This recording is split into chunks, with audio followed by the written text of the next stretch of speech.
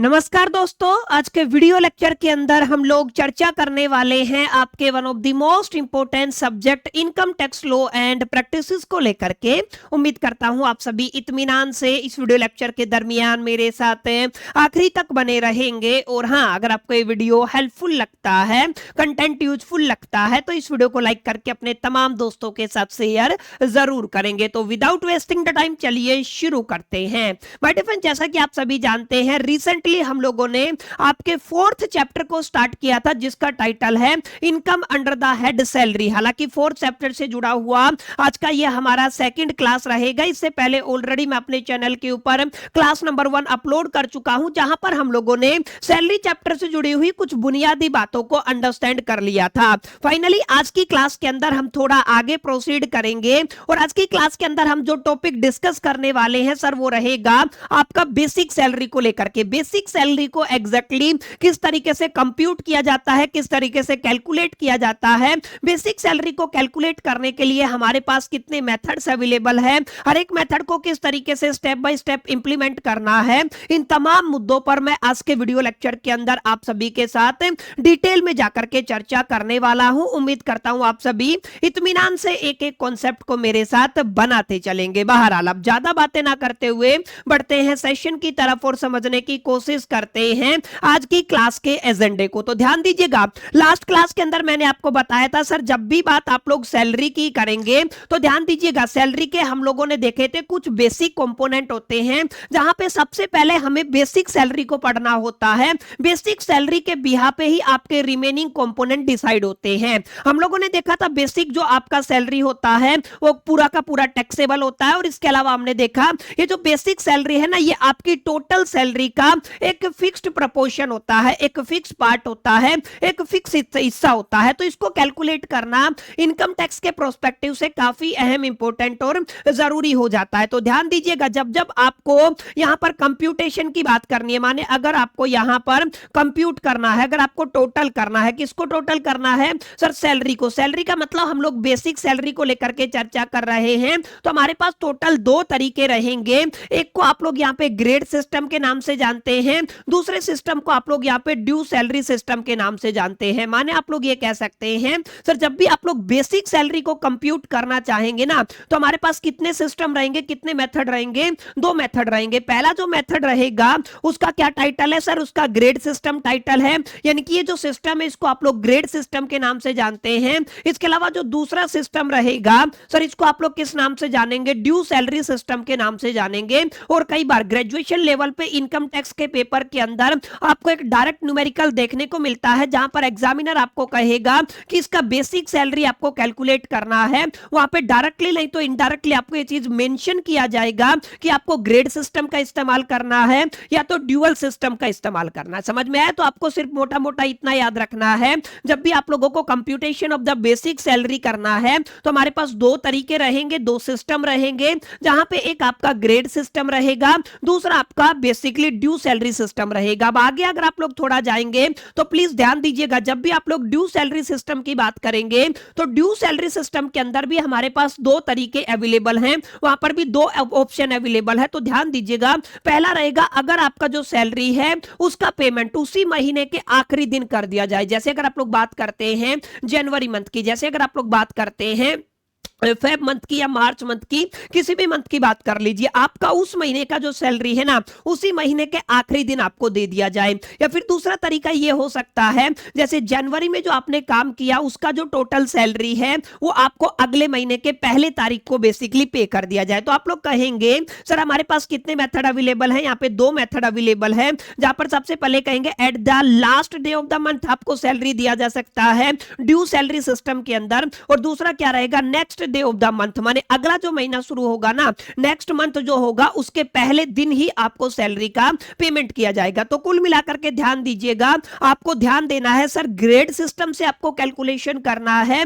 या dual system से, dual salary system से आपको कैलकुलेट करना है। दोनों ही तरीकों में आपको अंतर देखने को मिलेगा, दोनों के अंदर नेट रिजल्ट आपको अलग अलग देखने को मिलेगा। इवन अगर आप लोग ड्यूअल सैलरी सिस्टम के अंदर at the last day of the payment की बात करते हैं या next day of the next month की बात करते हैं, तो इन दोनों केसेस के अंदर भी यहाँ पर आपका जो सैलरी का टोटल है ना वो आपको अलग अलग देखने को मिलेगा। तो कुल मिलाकर के आपको मोटा मोटा ये याद रखना है कि सर जब भी आपको कंप्यूटेशन ऑफ बेसिक सैलरी करना है तो हमारे पास दो तरीके हो गए, एक आपका ग्रेड सिस्टम हो गया है, एक आपका ड्यू सैलरी सिस्टम हो गया है। ड्यू सैलरी सिस्टम के अंदर भी हमारे पास दो तरीके हैं, एक आपका पेमेंट अगर उसी महीने के आखिरी दिन तक हो जाता है, या फिर दूसरा तरीका क्या है, जिस महीने आपने काम किया है उससे अगले महीने की पहली तारीख को अगर आपका पेमेंट होता है तो उस सिनेरियो के अंदर हमें अलग से मेथड्स को इंप्लीमेंट करना है। समझ में आया? तो आज की क्लास का एजेंडा यही रहेगा, ग्रेड सिस्टम को पढ़ना है, उसके बाद ड्यू सैलरी सिस्टम को पढ़ना है, और ड्यू सैलरी सिस्टम के अंदर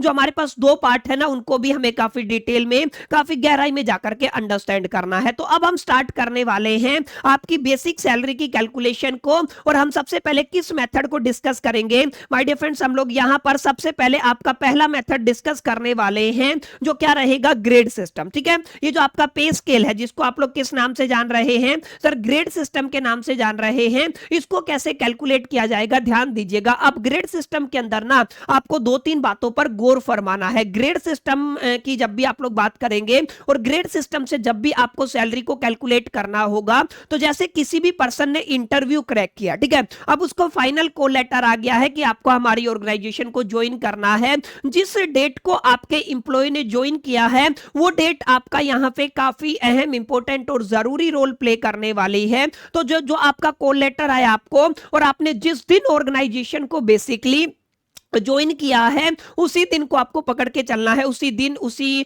मंथ और उसी ईयर को आपको पकड़ के चलना है। एक बात को आपको यह ध्यान में रखनी है, ठीक है। अब दूसरी इंपॉर्टेंट बात क्या रहेगी सर? दूसरी इंपॉर्टेंट बात यह है, जब भी आप लोग किसी भी ऑर्गेनाइजेशन को ज्वाइन करते हैं और अगर आपकी ऑर्गेनाइजेशन आपको ग्रेड सिस्टम का पे स्केल यूज करती है तो वहां पे आपको सैलरी का कुछ सैंपल इस तरीके से मिलेगा। माने जब भी आपको सैलरी दिया जाएगा ना तो आपको कुछ इस तरीके का डिटेल दिया जाएगा आपकी सैलरी स्लिप के अंदर। अब जो नॉर्मल बंदा है वो इसको देख करके थोड़ा कंफ्यूज हो सकता है कि सर एग्जैक्टली हमारा सैलरी कितना है, 40,000 भी है, इसमें तो 2,000 भी है, इसमें तो 50,000 भी, इसमें तो 2,500 भी है, और इसमें तो आपका 60,000 भी है। ठीक है, तो आपको ध्यान रखना है ये जो तरीका है ना, ये जो मेथड आपको दिखाई दे रहा है, ये मेथड क्या कहलाता है सर? ये आपका ग्रेड सिस्टम कहलाता है। इसमें क्या मेंशन किया गया है? इसमें तीन चार चीजें मेंशन की गई है। सबसे पहले अगर आप लोग देखेंगे तो आपको 40,000 का डिजिट दिखेगा। ये 40,000 बताता है सर जिस दिन आपने ऑर्गेनाइजेशन को ज्वाइन किया ना तो आपका मंथली सैलरी कितना है, इनिशियल बेसिक पे कितना है सर, आपका 40,000 है। ठीक है, अब अगर आप लोग आगे बात करते हैं, आगे हर साल जो आपका इंक्रीमेंट होगा वो कितने का होगा सर? आपका 2,000 रुपए का होगा, और ये इंक्रीमेंट जब तक चलता रहेगा जब तक आपका जो सैलरी है 40,000 से जंप करके कहां पे पहुंच जाएगा, 50,000 पे पहुंच जाएगा। कुल मिलाकर के आपने 40,000 से अपना सैलरी का स्टार्टिंग किया, अगले साल 42,000 हो जाएगा, 2,000 का इंक्रीमेंट होगा, फिर आपका 44 होगा, फिर आपका 46 होगा, फिर आपका 48 होगा, और लास्ट में जाके आपका सैलरी कितना हो जाएगा, 50,000 हो जाएगा। तो कुल मिलाकर के आप लोग क्या कह सकते हैं कि सर 40,000 से आपने शुरुआत किया ग्रेड सिस्टम के अंदर, और ये जो पहला इंक्रीमेंट है कितने कितने का लगेगा, 2,000 का लगेगा, और ये कब तक लगता रहेगा सर? ये जब तक लगता रहेगा जब तक आपका सैलरी 50,000 रुपया पर नहीं पहुंच जाता है। ठीक है, अब आगे जैसे ही आपका सैलरी 50,000 पर पहुंचा, आपकी बार जो इंक्रीमेंट है वो कितने का लगेगा सर? आपका 2,500 का लगेगा, और सर ये काम कब तक चालू रहेगा? जब तक आपका सैलरी कितना नहीं हो जाता है, 60,000 नहीं हो जाता है। तो कुछ इस तरीके से अगर आपको सैलरी का डिटेल प्रोवाइड किया जाता है ना तो आपको समझ लेना है सर यहाँ पे कौन सा सिस्टम फॉलो किया गया है। यहां पे आपके ग्रेड सिस्टम को फॉलो किया गया है, और यहां पे जो भी आप लोग कैलकुलेशन करेंगे ना वो किस हिसाब से करेंगे, ग्रेड सिस्टम के हिसाब से करेंगे। ठीक है, अब मैं इसको रब कर देता हूं, और यहां पे जो जो चीजें मैंने अच्छे से मेंशन की गई है उन पर जरा गौर फरमाइएगा। यहां पे आपका इनिशियल बेसिक पे कितना है सर? आपका 40,000 पर मंथ है, ये मैंने आपको क्लियर कर दिया। अब यहां पे क्या हुआ है, एनुअल इंक्रीमेंट कितना है सर? आपका 2,000 रुपया है। अब ये कब तक रहेगा? जब तक आपका सैलरी 50,000 रुपया नहीं हो जाता है। इसके अलावा अगर आप लोग एनुअल इंक्रीमेंट की बात करेंगे देयर आफ्टर, माने इसके बाद जो इंक्रीमेंट लगेगा वो कितने का लगेगा, 2,500 का लगेगा, और आपका बेसिक सैलरी कितना रहेगा सर? आपका 60,000, सॉरी आपका जो सैलरी कब तक, ये 2,500 कब तक लगेगा? जब तक आपका सैलरी 60,000 रुपया नहीं हो जाता है। ठीक है, तो इस तरीके से आपको डिटेल प्रोवाइड की जाएगी, और ये जो सिस्टम है इसको देखते ही आपको पता कर लेना है यहाँ पे ग्रेड सिस्टम को आपको फॉलो करना है। और ग्रेड सिस्टम के अंदर कैलसे है जो आपकी कैलकुलेशन है ना, जो आपका कंप्यूटेशन है वो थोड़ा सा लॉजिकल तरीके से होगा। अब ये कैसे करना है वो स्टेप बाय स्टेप अभी मैं आपको आगे एक्सप्लेन करूंगा, और मैं आपको ये भी समझाऊंगा कि न्यूमेरिकल को किस तरीके से टैकल करना है, कौन सी अप्रोच को आप लोग अडॉप्ट करके ना क्वेश्चन को आंसर तक पहुंचा सकते हैं। जैसे एक क्वेश्चन मैंने लिया हुआ है, आपकी जो किताब है डॉक्टर गिरी साहूजा की लिखी हुई किताब है, और इसी तरीके के न्यूमेरिकल आपको वीके सिंघानिया वाली किताब के अंदर भी देखने को मिलेंगे। तो यहाँ पे आपको एक इलिस्ट्रेशन दिखाई दे रहा होगा, इलिस्ट्रेशन नंबर 4.1, जहां पे बताया गया है कोई भी मिस्टर एक्स है जिसने किसी सर्विस को ज्वाइन किया है, जहां पे उसका ग्रेड सैलरी कितना है सर 12,000, फिर 300, फिर 13,000, फिर 13,800, फिर कितना है 400, फिर आपका कितना हो जाएगा 17,800। तो ध्यान दीजिएगा यहां से आप लोग क्या क्या जस्टिफाई कर सकते हैं, क्या क्या डिटेल बता सकते हैं। सर इनिशियल पहली साल उसकी सैलरी 12,000 रहेगा, इंक्रीमेंट लगेगा 300 रुपए का, कब तक लगेगा जब तक उसका सैलरी 13,800 नहीं हो जाता है। जैसे ही उसका सैलरी 13,800 रीच करेगा, अब इसके देयर आफ्टर आपका जो एनुअल इंक्रीमेंट है वो 400 रुपए का रहेगा, और कब तक रहेगा सर जब तक उसका सैलरी 17,800 नहीं हो जाता है मिस्टर एक्स का। ठीक है, अब यहां पे थोड़ा सा गौर फरमाइएगा, अगर टेक्निकली अगर आप लोग सोचेंगे तो सर इसने ऑर्गेनाइजेशन को कब ज्वाइन किया है, 1 जून 2013 को ऑर्गेनाइजेशन को ज्वाइन किया है। प्लीज थोड़ा फोकस कीजिएगा, ग्रेड सैलरी सिस्टम के अंदर जो एक साल का इंक्रीमेंट लगेगा, जो अगली साल का इंक्रीमेंट लगेगा, वो आपको कैलकुलेट करने के लिए आपको उस डेट को पकड़ना है जिस डेट को आपके पर्सन ने, आपके इंप्लॉय ने ऑर्गेनाइजेशन को ज्वाइन किया था। जैसे अगर आप लोग बात करते हैं यहां पे फाइनेंशियल ईयर वाला सिस्टम नहीं चलेगा, कैलकुलेशन के अंदर फाइनेंशियल ईयर चलेगा, लेकिन यहां पर अगर आप लोग बात करेंगे इंक्रीमेंट की, तो इंक्रीमेंट कैसे लगेगा, जैसे यहां पे अगर आप लोग देख पा रहे हैं आपका जो बेसिकली 1/6/2013 ये जो टोटल कब ज्वाइन किया है 1 जून 2013 को इसने ज्वाइन किया। ठीक है, अब यहां पे अगर आप लोग देखेंगे तो एक साल का गैप कब लगेगा, जून के बाद क्या आएगा सर आपका जुलाई आएगा। अगर आप लोग जुलाई की बात करेंगे तो ये आपका 1 जून 2013। ठीक है, अगर आप लोग यहां पे बात करेंगे अगला जो टाइम पीरियड आएगा ना आप लोग कहेंगे 31/5, इसके अलावा आप क्या कहेंगे 31 मई, और अगला साल क्या आएगा सर आपका 2014। तो इस टाइम पीरियड तक का जो आपका टाइम है ना ये क्या माना जाएगा सर एक साल का टाइम पीरियड माना जाएगा। 1 जून 2013 से 31 मई 2014, इसी तरीके से 1 जून 2014 से 31 मई 2015। तो इस तरीके से आपका साल दर साल क्या लगेगा इंक्रीमेंट लगेगा, और यही इसका लॉजिक रहने वाला है, यही इसका हैक रहने वाला है जिस पे आपको बुनियादी तौर पे फोकस करना है। ठीक है, अब आगे क्या लिखा हुआ क्वेश्चन के अंदर सर, आगे लिखा हुआ है आपका असेसमेंट ईयर क्या रहेगा सर, असेसमेंट ईयर रहेगा 2025-26, माने अगर आप लोग फाइनेंशियल ईयर की बात करेंगे या प्रीवियस ईयर की बात करेंगे तो किस साल के लिए हमें कैलकुलेट करना है सर, हमें 24-25 के लिए कैलकुलेट करना है। समझ गए ना, हमें किसके लिए कैलकुलेट करना है 2024 और 25 के लिए कैलकुलेट करना। क्वेश्चन समझ में आ गया सर, 12,000 से शुरू करेगा, एनुअल इंक्रीमेंट लगेगा 300 रुपए का, कब तक 13,800 तक। उसके बाद अगर आप लोग बात करते हैं इसके बाद जो एनुअल इंक्रीमेंट लगेगा 400 रुपए का लगेगा, कब तक लगेगा जब तक सैलरी 17,800 नहीं हो जाता है। कब ज्वाइन किया है 1/6/2013 को ज्वाइन किया है।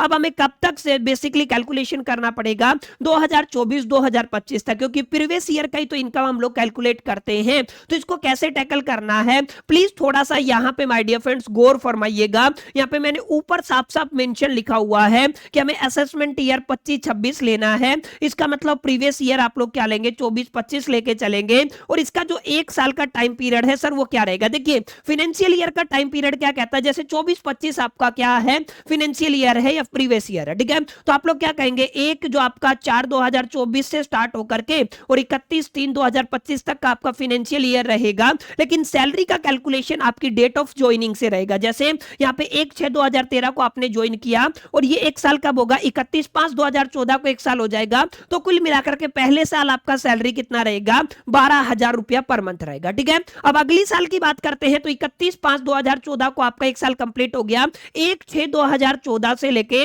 आपका 31/5/2014 तक दूसरा साल लगेगा, और यहाँ पे आपको 300 का इंक्रीमेंट मिलेगा, तो सैलरी कितना हो जाएगा 12,300 हो जाएगा। समझ में आया।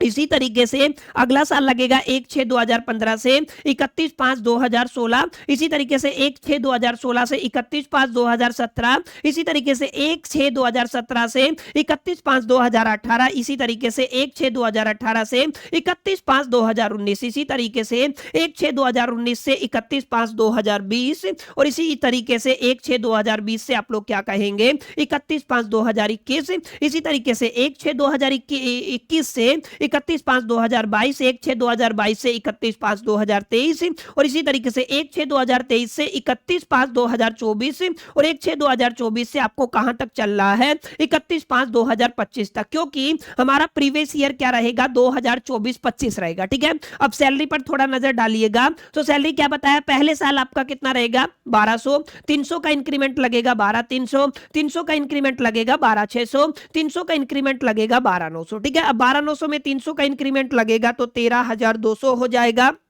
फिर अगर आप लोग 300 का इंक्रीमेंट लगाते हो तो आपका 13,500 हो जाएगा। फिर से अगर आप लोग 300 का इंक्रीमेंट लगाएंगे तो 13,800। क्वेश्चन क्या कहता था 13,800 के बाद इंक्रीमेंट 400 का लगेगा। ठीक है, अब इसमें 400 रुपए ऐड करेंगे तो 14,200। फिर से अगर आप लोग यहाँ पर 400 रुपए ऐड करेंगे तो 200 और 400 600 हो जाएगा। फिर 600 में 400 जोड़ करेंगे तो 15,000 हो जाएगा। फिर 15,400 और फिर कितना हो जाएगा आपका 15,800। आगे भी प्रोसीड कर सकते थे, कब तक, जब तक आपका सैलरी कितना नहीं हो जाता 17,800। ये क्वेश्चन के अंदर मेंशन किया हुआ था। ठीक है, तो अब हमने इसको टोटल कैलकुलेट किया। अब टेक्निकली आपको सोचना है सर हमें कौन से साल को पकड़ करके चलना है, सर हमें 24-25 के लिए कैलकुलेशन करना। असेसमेंट ईयर क्या है 25-26 है, तो प्रीवियस ईयर क्या होगा 24-25 होगा। तो यहां पे देखेंगे तो ये आपका 2024 से लेके 25 का ये टाइम पीरियड है जहां पर हमारा मंथली सैलरी कितना बन रहा था सर 15,800 बन रहा था। समझ में आया, हमारा मंथली सैलरी कितना बना था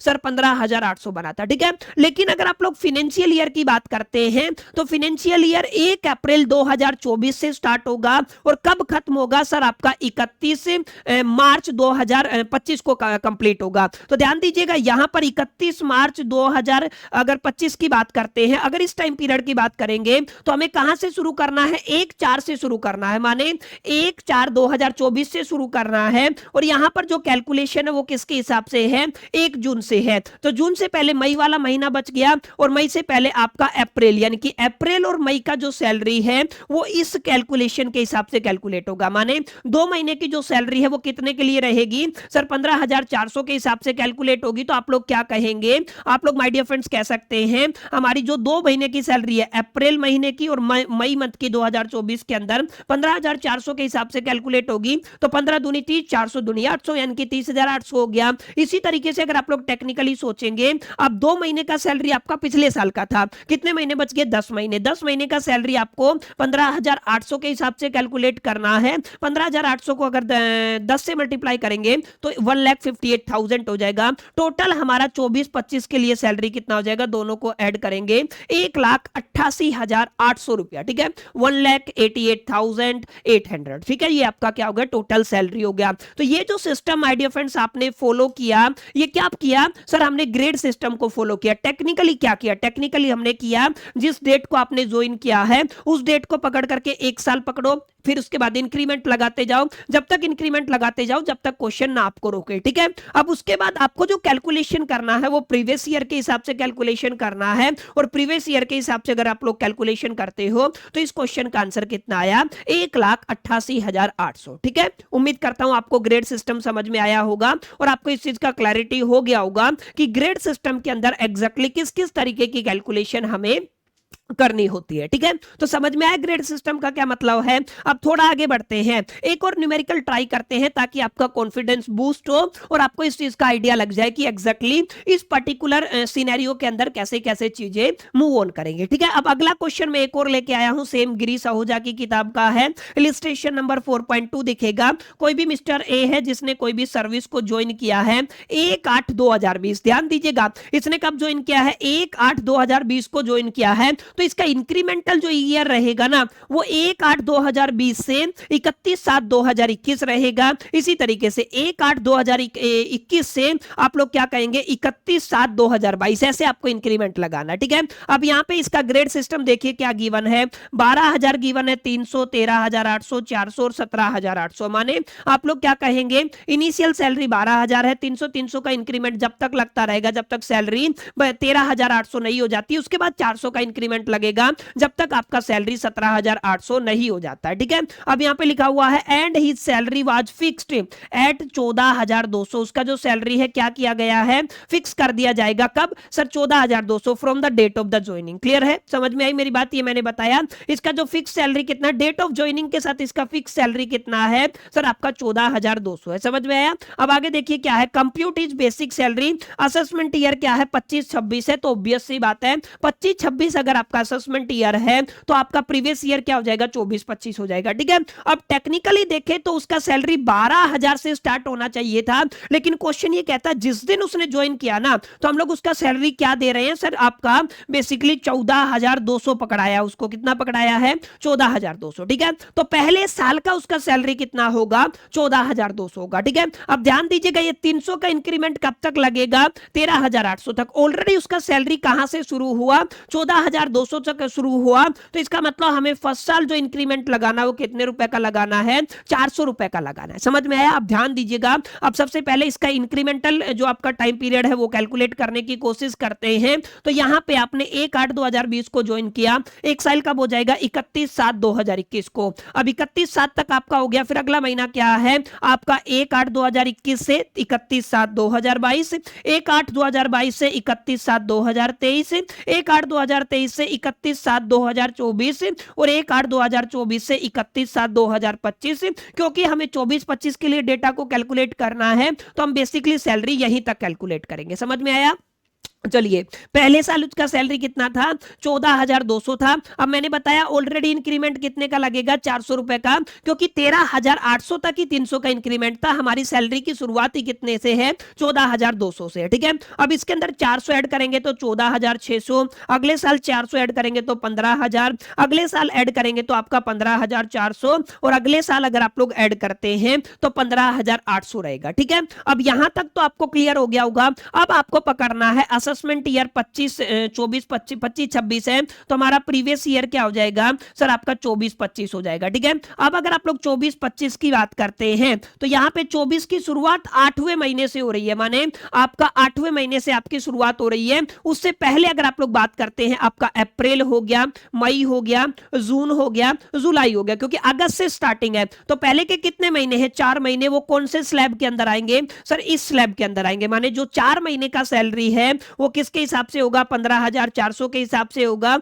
बच गए जो 8 महीने उसका सैलरी 15,800 के अकॉर्डिंग होगा। समझ में आया। यानी कि अगर आप लोग टोटल सैलरी कैलकुलेट करेंगे तो आप लोग क्या कहेंगे सर हमारा अप्रैल से लेके जो जुलाई का सैलरी बन रहा है, अप्रैल से लेके जो जुलाई का सैलरी बना वो किसके हिसाब से होगा 15,400 के हिसाब से होगा। अगर 4 से मल्टीप्लाई करते हैं तो 61,600 61,600 आ जाएगा। और जो 8 महीने का सैलरी बचा है अगस्त से मार्च तक का, वो 8 महीने का सैलरी किसके हिसाब से है सर आपका 15,800 के हिसाब से है। तो कितना हो गया 1,26,400 1,26,400। दोनों को टोटल करेंगे तो 1,88,000 बनेगा। ये आपका बेसिक सैलरी है प्रीवियस ईयर 2024-25 के लिए और असेसमेंट ईयर 2025-26 के लिए। समझ में आया। तो इस तरीके से माय डियर फ्रेंड्स आपको ग्रेड सिस्टम को पढ़ना है, ग्रेड सिस्टम को डिकोड करना। अगर आपने एक बार ग्रेड सिस्टम को अंडरस्टैंड कर लिया तो मार्क माय वर्ड्स किसी भी न्यूमेरिकल को आप लोग बड़े प्यार से बड़े आराम से इजीली टैकल कर सकते हैं बिना किसी परेशानी के। ठीक है, तो अभी मैंने आपको क्या बताया, एक आपका बेसिक सैलरी होगा, कैलकुलेट करना है, कंप्यूट करना है। 2 तरीके हैं, ग्रेड सिस्टम रहेगा और ड्यू सैलरी सिस्टम रहेगा। ठीक है, ड्यू सैलरी सिस्टम के अंदर आप लोग सेम महीने की पेमेंट उसी महीने के आखिरी दिन करेंगे और दूसरा तरीका रहेगा इस महीने की जो पेमेंट है ना वो अगले महीने की पहली तारीख को होगा। ठीक है, अब इसको अभी हम लोग पढ़ेंगे। ग्रेड सिस्टम को आप सभी ने पढ़ा। ग्रेड सिस्टम के अंदर जो भी सैलरी मेंशन मेंशन किया जाता है वो तमाम पैरामीटर को ध्यान में रख के कितना इंक्रीमेंट लगेगा, ये सारी चीजें वहां पे गिवन होती है। जब भी आप लोग सैलरी कैलकुलेट करेंगे, ईयरली सैलरी कैलकुलेट करेंगे तो फाइनेंशियल ईयर वाला टाइम पीरियड लेंगे, लेकिन जब भी आप लोग ग्रेड सिस्टम लगाएंगे ना तो सैलरी के अंदर जो साल का इंक्रीमेंट लगेगा वो उस तारीख से लगेगा जिस दिन आपके पर्सन ने ज्वाइन किया है। समझ में आया? तो ये आपका ग्रेड सिस्टम था।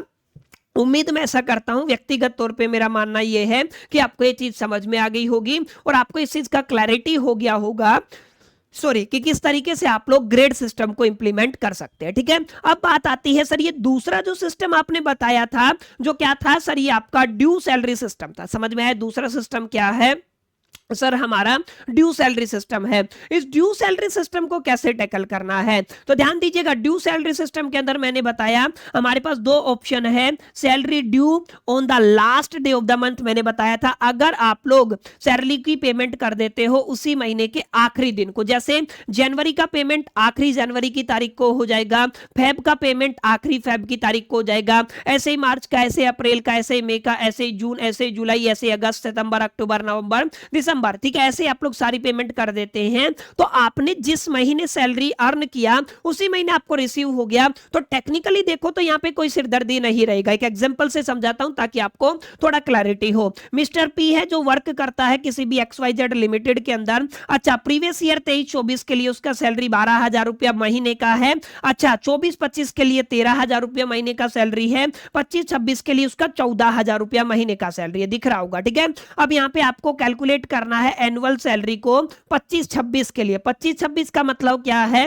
सर? प्रीवियस ईयर क्या बनेगा अगर आप लोग ध्यान देंगे, 26-27 के लिए कैलकुलेट करना है तो प्रीवियस ईयर क्या बन जाएगा? 2025 और 26 बन जाएगा। ठीक है, अब यहां पे ध्यान दीजिएगा आपको पेमेंट कब करना है? Due on the last day of the month. ठीक है, माने कि आखिरी महीने को आपको पेमेंट मिल जाएगा, आखिरी महीने की उसी महीने की आखिरी तारीख को। ठीक है, अब जैसे अगर आप लोग बात करते हैं यहां पे हमें 26-27 असेसमेंट ईयर है, प्रीवियस ईयर 25-26 हो जाएगा, माने 2025 और 2026 के लिए आपको क्या करना है? कैलकुलेशन करना है। अब टेक्निकली सोचेंगे 2025 और 26 के लिए टाइम पीरियड कब लगेगा? 1 अप्रैल 2025 से 31 मार्च 2026 तक आप लोग चलेंगे तो आप लोग महीने की सैलरी कैलकुलेट करेंगे। जैसे अगर आप लोग टेक्निकली सोचते हैं, अगर आप लोग बात करते हैं मान लीजिए 30/4/2025 को अप्रैल का जो पेमेंट है अप्रैल के आखिरी में मिल जाएगा। 25 की बात कर रहा हूं क्योंकि 25-26 के लिए कैलकुलेट करना फाइनेंशियल ईयर तो वही महीना आपको पकड़ना पड़ेगा। ठीक है, अप्रैल का पेमेंट आपको 30 अप्रैल को हो जाएगा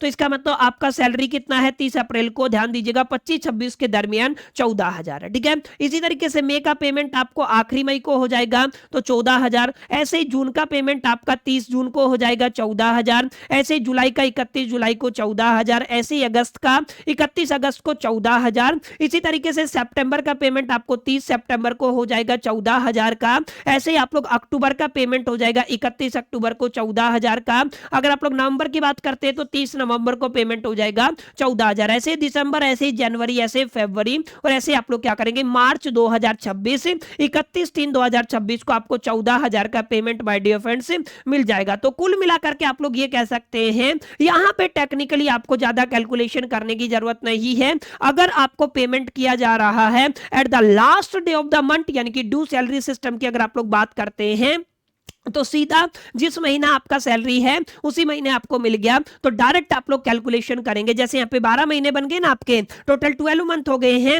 अब अगर आप लोग 12 मंथ की बात करते हैं तो प्लीज थोड़ा ध्यान दीजिएगा टैक्सेबल सैलरी को कैसे निकाला जा सकता है। 12 महीने की सैलरी है, अब से टोटल जो हर महीने सैलरी 14,000 है, 12 से मल्टीप्लाई कर देंगे तो 1,68,000 है। यहाँ पे टेक्निकली कोई सिरदर्दी नहीं है, डायरेक्ट सैलरी कैलकुलेट होगा, फाइनेंशियल ईयर के अकॉर्डिंग कैलकुलेट होगा और बड़े प्यार से आप लोग एक जस्ट डिजिट को मल्टीप्लाई करके यानी कि 12 महीने से मल्टीप्लाई करके मंथली सैलरी को आप लोग यहां पे कैलकुलेट कर सकते हैं। ठीक है, अब लफड़ा आता है सर अगर आप लोग ड्यूअल सैलरी सिस्टम की बात करते हैं और ड्यूअल सैलरी सिस्टम के अंदर माय डियर फ्रेंड्स हम लोग पेमेंट करेंगे first day of the next month. समझ में आया? इसका मतलब क्या है? इसका मतलब यह है कि sir salary of a month become due on the first day of the following month. Following month का मतलब क्या होता है? अगला महीना, नेक्स्ट महीने के अंदर आपको सैलरी का पेमेंट होगा। जैसे अगर आप लोग यही एग्जांपल मैं ले लेता हूं जो अभी अभी हमने लिया है, लेकिन इसके पीछे लॉजिक क्या रहेगा वो समझिएगा, ठीक है। यहाँ पे क्या लिखा हुआ है, मिस्टर पी वर्क करता है, 23-24 में 12,000 सैलरी था, 24-25 में 13,000 था,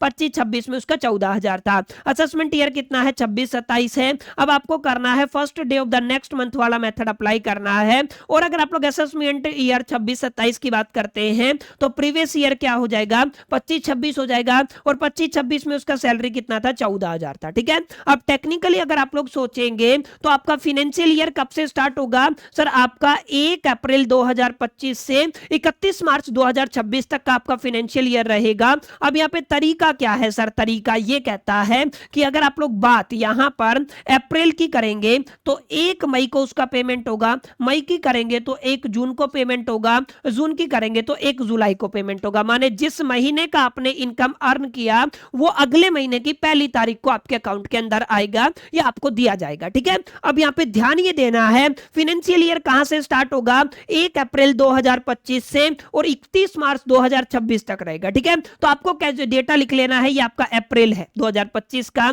मई हो गया, जून हो गया, जुलाई हो गया, अगस्त हो गया, इसी तरीके से सितंबर हो गया, ठीक है। अब इसी तरीके से आप लोग क्या कहेंगे, अक्टूबर, नवंबर, दिसंबर, जनवरी, फेब, ठीक है। अब यहाँ पे ध्यान दीजिएगा, अप्रैल का जो मंथ खत्म हुआ है वो कब हुआ है, 30/4/2025 को खत्म हो गया, लेकिन इसका पेमेंट आपको अप्रैल का जो पेमेंट है कब मिलेगा, मई के अंदर, मई का जो पेमेंट है वो आपको जून के अंदर, जून का पेमेंट है वो जुलाई के अंदर। यानी कि आप लोग ऐसे कह सकते हैं ये आपका अप्रैल का पेमेंट आपको मई के अंदर आया, मई का जो पेमेंट है वो आपको जून के अंदर आया, जून का जो पेमेंट है वो आपको जुलाई के अंदर आया, जुलाई का जो पेमेंट है वो आपको अगस्त के अंदर आया, अगस्त का जो पेमेंट है वो कब आएगा, आपको सितंबर के अंदर। इसी तरीके से जो आपका सितंबर का पेमेंट है वो आपको कब मिलेगा, अक्टूबर के अंदर, अक्टूबर वाला पेमेंट नवंबर के अंदर, और नवंबर वाला पेमेंट दिसंबर के अंदर, और दिसंबर वाला पेमेंट जनवरी के अंदर, और जनवरी वाला पेमेंट फेब के अंदर, और फेब वाला पेमेंट कब हो जाएगा, मार्च के अंदर। और मार्च का पेमेंट जो आपको मार्च का जो पेमेंट मिला है ना वो फेब का मिला है, ध्यान रखिएगा।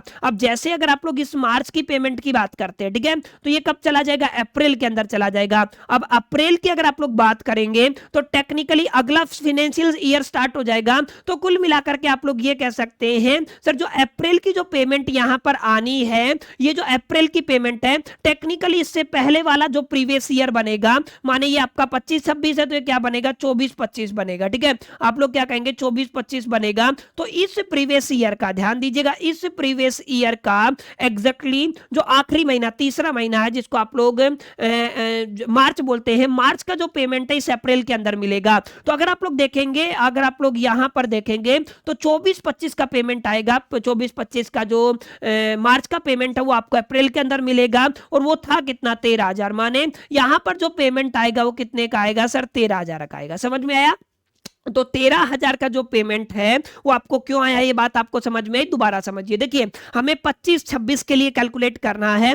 2025 की अगर आप लोग बात करते हैं 1 अप्रैल से स्टार्ट होगा, तो अप्रैल का पेमेंट तो आपका मई में चला गया, लेकिन जो आपको अप्रैल के अंदर पेमेंट आएगा ना वो पिछले प्रीवियस ईयर का आएगा, जो आपके पिछले प्रीवियस ईयर का जो मार्च है उसका आएगा, और वहां पर पेमेंट कितना था, 13,000 था। तो कुल मिलाकर के इस सिचुएशन के अंदर आपको 1 महीने का सैलरी पिछले प्रीवियस ईयर के अकॉर्डिंग कैलकुलेट करना होगा। और यहां पर ध्यान दीजिएगा बाकी 11 महीने का जो सैलरी है वो नॉर्मल तरीके से कैलकुलेट होगा। कुल मिलाकर के अगर आप लोग टोटल टैक्सेबल सैलरी की बात करते हैं तो कैसे निकालेगा, ध्यान दीजिएगा। 12 मंथ का आपका ईयर रहेगा फाइनेंशियल ईयर, एक जो आपका 13,000 सैलरी है वो आपका 2024-25 का है, और 11 महीने का सैलरी 25-26 का रहेगा, ठीक है। अब यहां पे ध्यान दीजिएगा 14,000 को अगर आप लोग 11 से मल्टीप्लाई करते हैं, जो भी आपका डेटा आता है टोटल कितना हो जाएगा, 1,67,000 रुपया हो जाएगा, ठीक है। कितना हो जाएगा, 1,67,000, ठीक है। अब इसको एक बार कैलकुलेट करके जरूर देख लीजिएगा, ठीक है। समझ में आई मेरी बात, जो मैंने आपको बताया, कितना हो जाएगा, 1,67,000।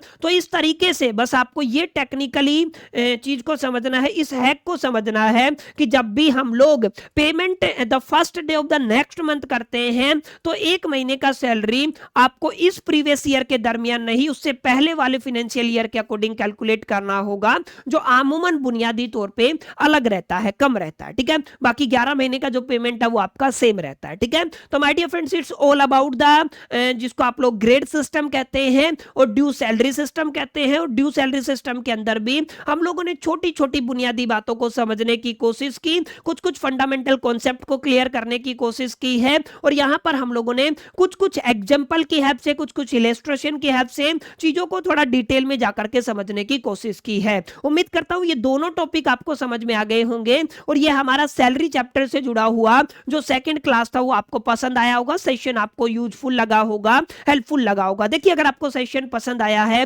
वीडियो हेल्पफुल लगा, यूजफुल लगा है, तो इस वीडियो को लाइक जरूर कर दीजिएगा। अपने तमाम दोस्तों के साथ शेयर करना मत भूलिएगा। पहली दफे चैनल पे आए हैं तो सब्सक्राइब करके बेल आइकन को जरूर प्रेस कर दीजिएगा। इस वीडियो के अंदर इतना ही, मिलते हैं नेक्स्ट वीडियो के अंदर। जब तक के लिए मैं तो so all the best, till the keep learning.